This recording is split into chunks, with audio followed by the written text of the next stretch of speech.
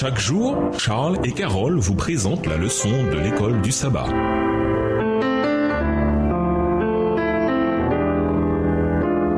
Bienvenue dans votre émission. Dieu nous parle. Nous voilà à la leçon de vendredi. Pour aller plus loin, l'esprit de servitude provient du désir de chercher à vivre conformément à la religion dans sa dimension légale en s'efforçant de satisfaire les exigences de la loi par nos propres moyens. Il n'y a de l'espoir pour nous que si nous nous inscrivons dans l'alliance abrahamique qui est l'alliance de la grâce par la foi en Jésus-Christ. L'évangile prêché à Abraham grâce à qui il y avait une espérance était le même évangile que celui qui nous est prêché aujourd'hui et grâce auquel nous avons également une espérance. Abraham a regardé à Jésus qui est aussi l'auteur de la foi et celui qui l'amène à son accomplissement. Texte tiré du livre The SDA Bible Commentary au volume 6 à la page 1077, écrit par Ellen G. White. Dès avant la fondation du monde, le Père et le Fils s'étaient engagés par une alliance solennelle à racheter l'homme au cas où il deviendrait la victime de Satan. Il avait été arrêté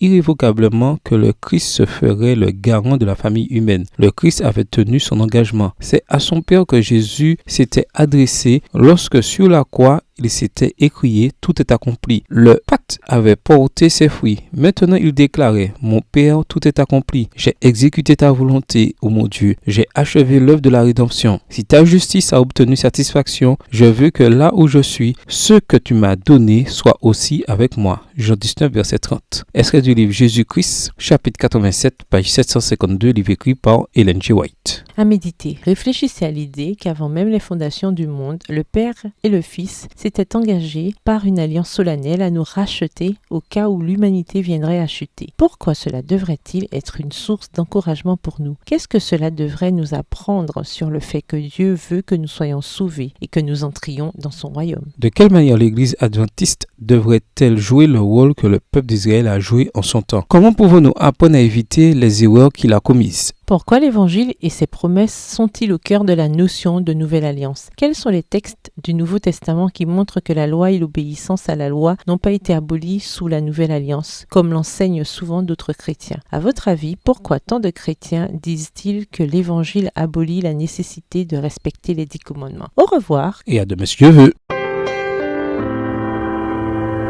Dieu nous parle. Chaque jour, Charles et Carole vous présentent la leçon de l'école du sabbat.